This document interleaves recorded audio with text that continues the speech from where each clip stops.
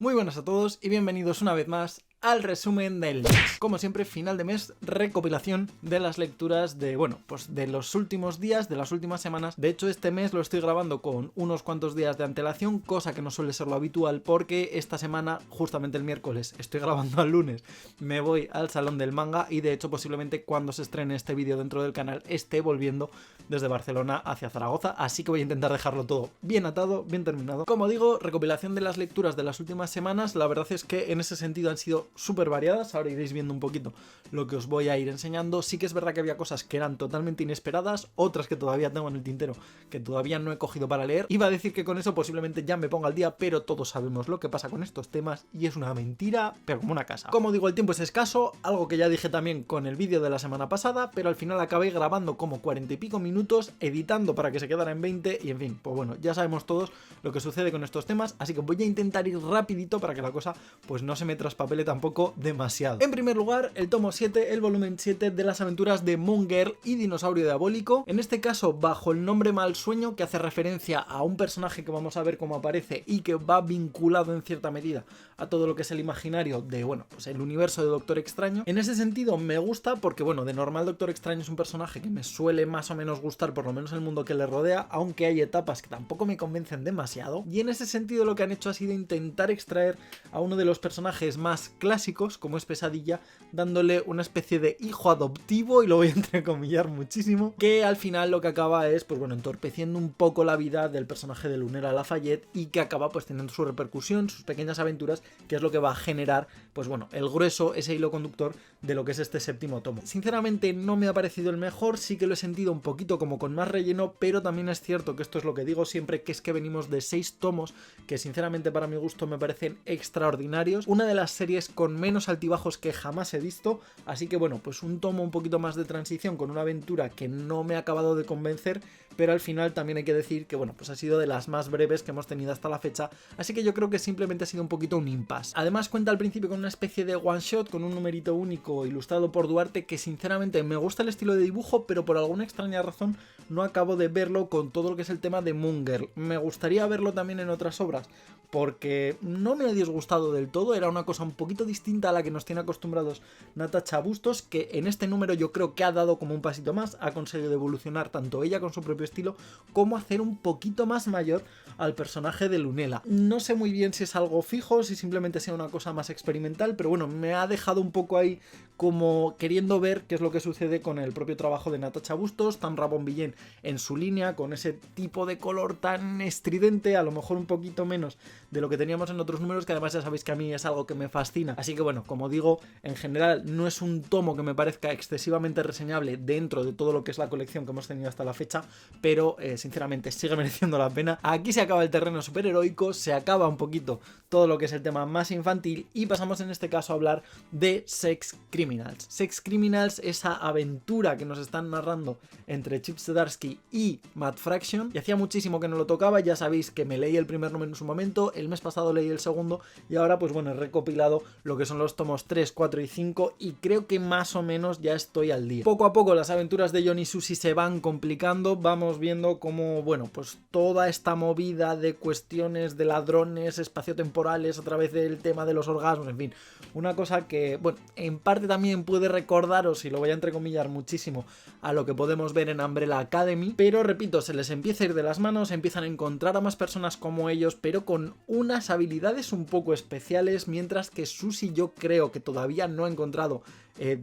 la perfección, la culminación de su don. Yo creo que está un poquito en proceso todavía. Me da un poco de rabia porque estuve buscando a ver si la serie se había terminado o si tenían intención, que sí que tampoco va a durar mucho más, y había gente que decía que esto iba un poco en declive. Cierto es que no tiene nada que ver lo que encontramos a partir del segundo tomo con lo que nos habían presentado en el primero, porque como digo, se empieza a hacer todo mucho más grande. Sinceramente, el tomo 3 ya me parece una auténtica idea de pinza, y en el tomo 4 y 5 sí que van evolucionando esa relación personal que tienen entre ellos, van interactuando con otros personajes. Entonces, pues bueno, me parece como una evolución mucho más natural, que a lo mejor no era lo que yo esperaba en el primer tomo, pero que tampoco me sorprende para mal, sino que simplemente creo que es una historia como para dejarse llevar. Plantean, como digo, esos 3 o 4 principios que son los que vamos a ver repetidos en el resto de tomos. Empieza a aparecer muchísimo más presente todo lo que es el tema del villano, empezamos a ver temas de fetiches, un poco el desarrollo de estos personajes que están involucrados, así que bueno, como digo, me parece una cosa fetén. Sí que es cierto que creo que era en el 5.º tomo, si no recuerdo mal,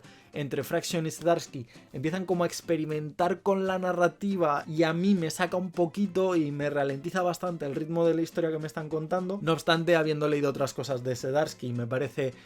como muy en su línea, creo que presenta bastante bien algunos de los mismos parámetros que ya hemos visto en cosillas como Jugar el Pato, por poner un ejemplo, o en otras como Chica Ardilla, cosillas similares. Así que por ahora me sigue pareciendo una buena serie, muy what the fuck en algunos casos, muy sorprendente, no sé si para bien o para mal, eso ya depende de los gustos personales de cada uno, pero desde luego me la estoy gozando muchísimo, me estoy divirtiendo cosa mala, y por ahora, como digo, mis dieces. El siguiente tomo dentro de todo lo que es estas movidas de indie americano y de europeo, Wizard Beats, de Sean Simon, de Connor Nolan y de Meg Casey. Sinceramente no sabía muy bien qué esperar al respecto, pero creo que es otra cosa distinta a la que me habían vendido en un principio. Cuando yo estaba viéndolo en el previews, veía como alusiones a cuestiones de cambio climático entremezcladas con magia, que bueno, visualmente me encajaba bastante. Tiene un rollete como de Scott Young, un poquito casi de Aaron Conley en lo que tenemos en Bully Wars, y bueno, creo que sí que es verdad que a lo mejor lo que es el tema del guión me deja un poco más frío. Me deja un poco frío porque la historia que se nos plantea en un principio de repente se ve trastocada totalmente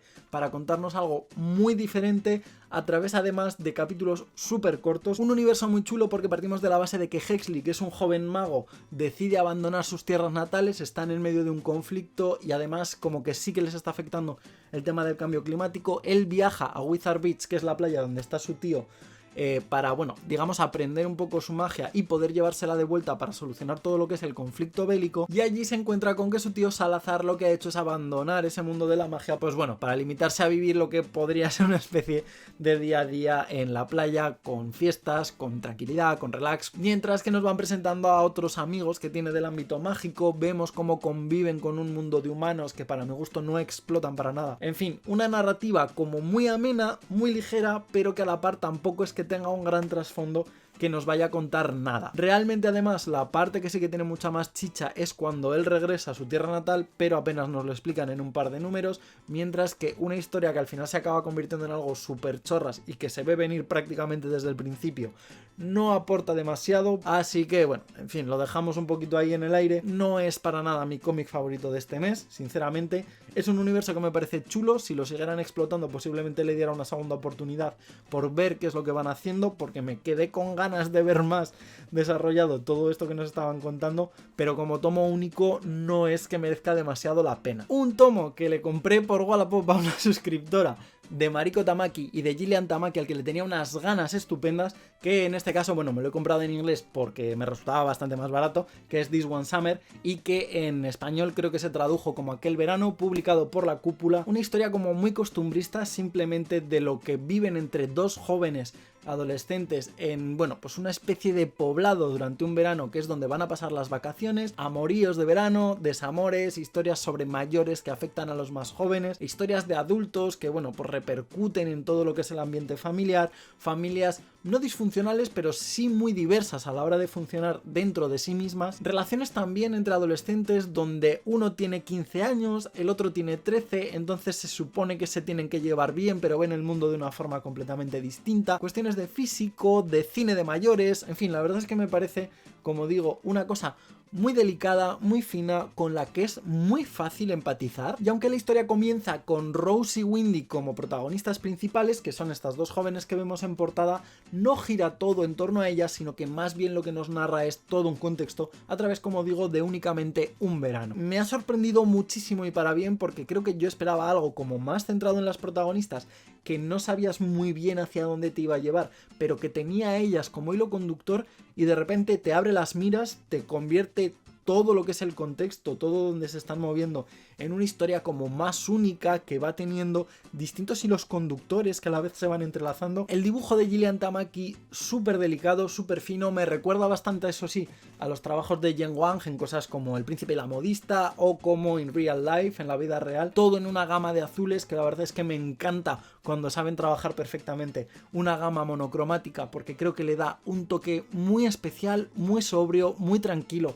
a todo lo que es la narrativa general, ya no solo a través del guión, sino también a través de la imagen, del color, de la sombra, de la mancha, y entonces en ese sentido creo que hace un trabajo espectacular. La verdad es que no esperaba que me fuera a gustar tanto esta obra y me parece algo muy, pero que muy recomendable. En este caso también publicado por La Cúpula tenemos El beso número 8 de Colin Venable y de Ellen Crenshaw, que pues bueno, la verdad es que como historia creo que tiene algunos pequeños fallos, no tanto por la historia, ahora os comentaré, sino más bien por la forma de tratar los ritmos de la narrativa. Nos encontramos con Mads, que es la joven protagonista de esta historia, que vive en un entorno, vamos a decir, muy religioso, sí que bueno, pues su familia va a misa, posiblemente no se lo tome tan en serio como las familias de algunos de sus amigos, que vamos a ver también posteriormente, y todo esto arranca del punto en el que la propia Mads nos cuenta cómo han sido sus 7 primeros besos y que el beso número 8 fue el que la lió pardísima. Esto básicamente lo que hace es, digamos, adelantarnos un hecho que hasta bastante más tarde no vamos a poder ver, y todo lo que nos lleva hasta ese punto está bien construido porque estamos constantemente esperando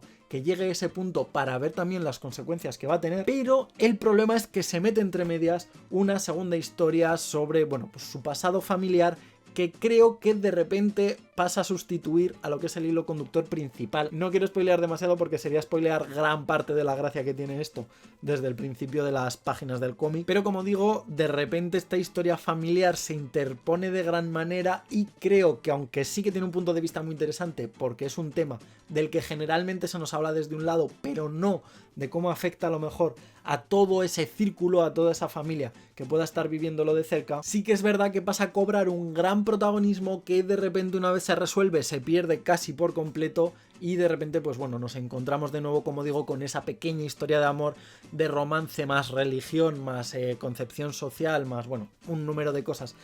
bastante interesante, que es otra problemática que también está interesante tratar, porque además vemos una solución que para mi gusto es bastante alternativa, no es tan buenista como a lo mejor podemos ver en otros cómics con este mismo tema, pues bueno, sobre todo de concepciones LGTB, pero sí que me parece como más creíble, más realista y una solución viable que, bueno, pues no es la ideal, pero sí que posiblemente sea algo, como digo, mucho más factible para poder sobrellevar ciertos tipos de problemas en ciertos tipos de círculos sociales. El único fallo que le encuentro es que a lo mejor, en vez de picar un poquito más la historia y de entremezclarlo,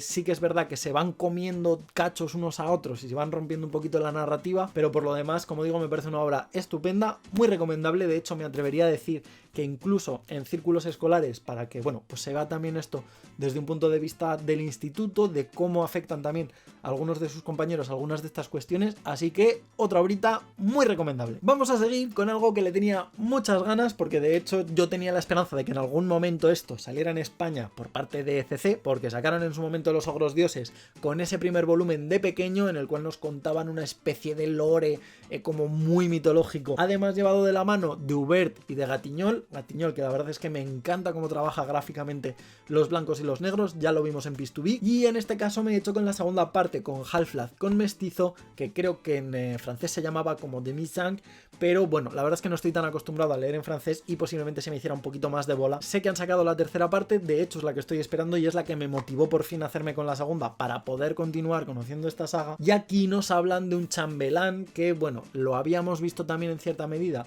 en ese primer tomo, y aquí ya pues nos desarrollan toda la historia, todo ese arco, toda esa genealogía que es la que nos lleva hasta el punto más o menos de unión con lo que va sucediendo en Pequeño. Así como en Pequeño teníamos una especie de personaje bondadoso que se ve enfrentado a un mundo hostil, en este caso lo que nos está contando es una historia completa de ambición, una historia completa de intentar sacar a la propia madre, en este caso de, bueno, pues este mestizo, de lo que es el mundo más hostil para intentar darle una vida mejor. Vemos cómo esta historia de ambición poco a poco va deformando tanto al personaje como a todo el contexto que tiene alrededor, y sinceramente me parece una evolución increíble de lo que hacen con los personajes en toda esta saga de los ogros dioses. Tiene un punto como de épica medieval, pero mucho más costumbrista a través de lo que son las historias principales que nos están narrando, todo ello a través de blancos y negros con unos pequeños toques de color, y así como en pequeño puedes llegar a empatizar con él, te apetece que todo le salga bien. En este caso es un personaje que es totalmente comprensible,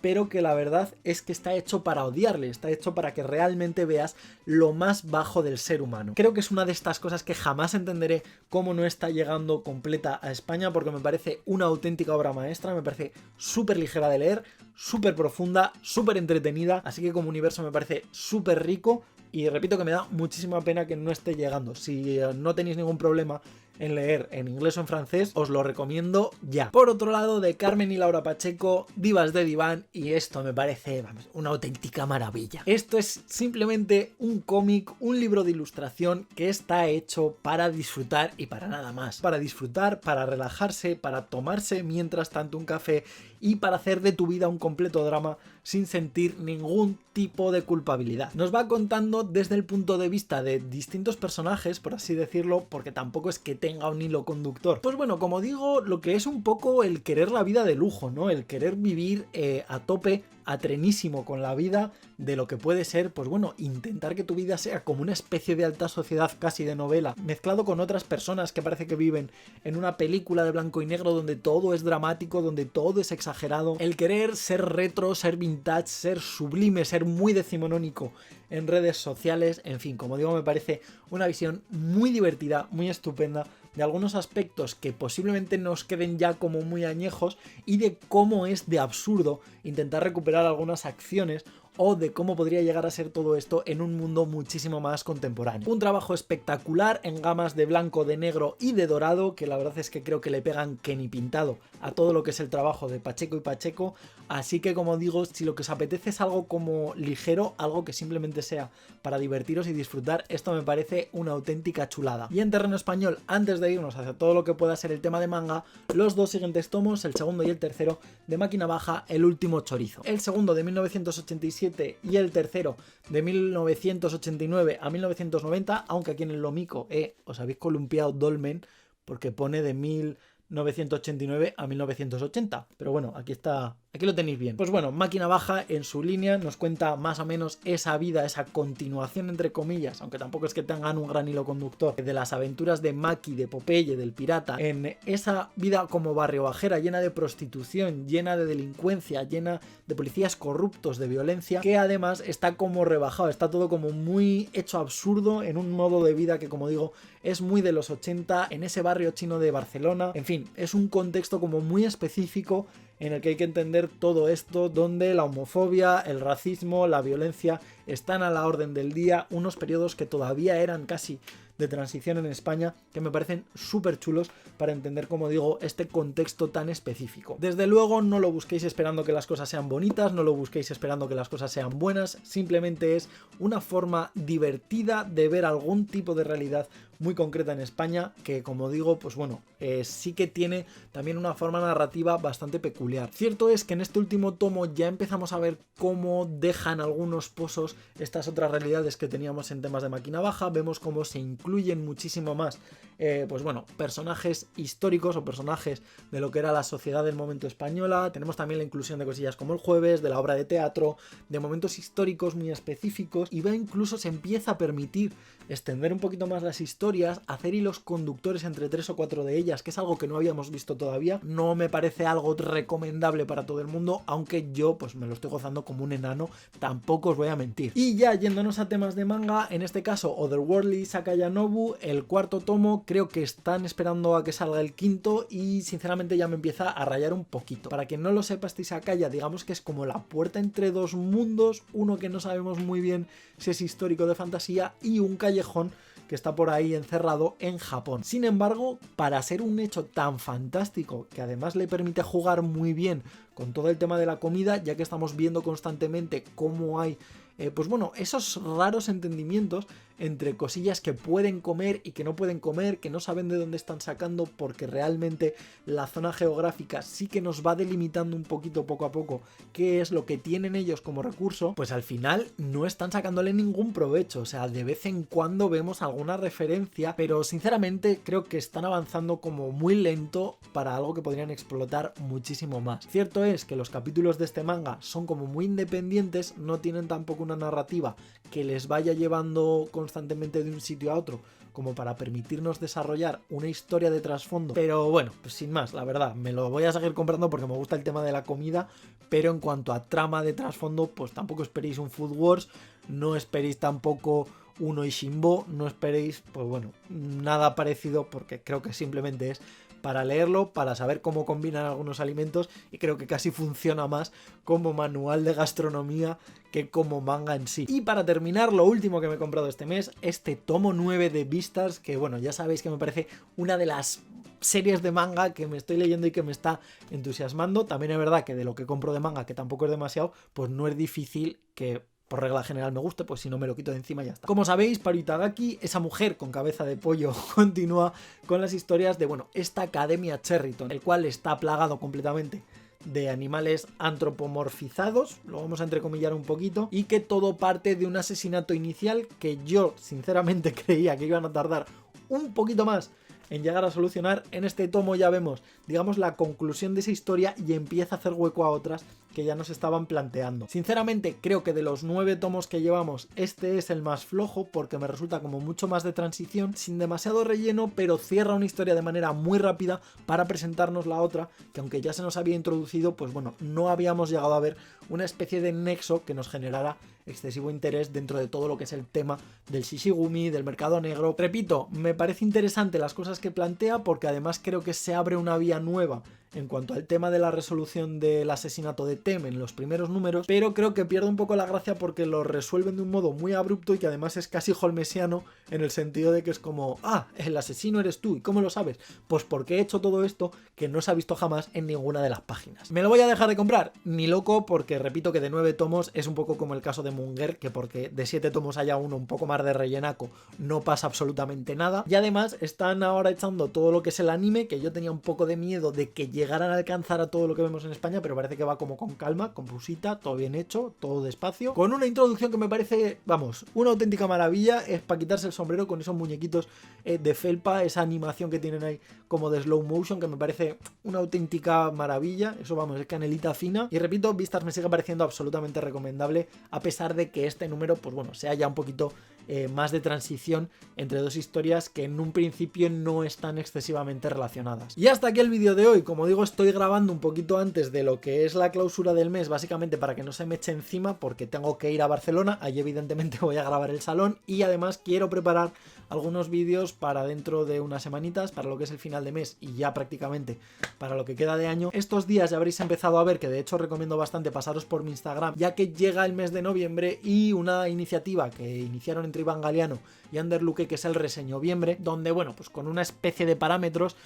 van a intentar dar un poquito de difusión y vamos, me voy a incluir porque voy a participar en él, con una reseña al día, como digo, con unos pequeños parámetros, con una serie de términos que más o menos estaría bien digamos manejar entre todos para que tenga cierto sentido todo lo que es el reto, y vamos a intentar, como digo, ir a reseña de cómic por día. Ahora mismo, de hecho, en cuanto termine de grabar esto, me voy al cuarto a sacar fotillos para las reseñas que todavía me quedan por sacar. Tengo ya unas cuantas redactadas para que no me pille demasiado el toro, así que bueno, lo dicho, y creo que ya está, no me queda nada más que decir, así que ahora es vuestro turno. Me gustaría que me dejarais por aquí debajo en la caja de comentarios, pues bueno, qué habéis leído este mes, recomendaciones y qué opináis un poquillo de las cosas que he ido leyendo. Sé que hay algunas que pues me imagino que no serán del gusto de todo el mundo, pero ahí queda la recomendación, por lo menos por mi parte. Evidentemente, como siempre, os dejaré también por aquí debajo en la caja de información todo el tema de redes sociales, por si os apetece seguir charlando por Facebook, por Twitter, por Instagram o por donde sea. Y como siempre, si pincháis en este botón de aquí os podéis suscribir directamente al canal, que es totalmente gratis, o si no, podéis pinchar en este recuadro de aquí y os llevará un vídeo totalmente aleatorio que posiblemente todavía no hayáis visto. Esto ha sido todo por hoy y como no me queda mucho más que decir, me despido y hasta la próxima.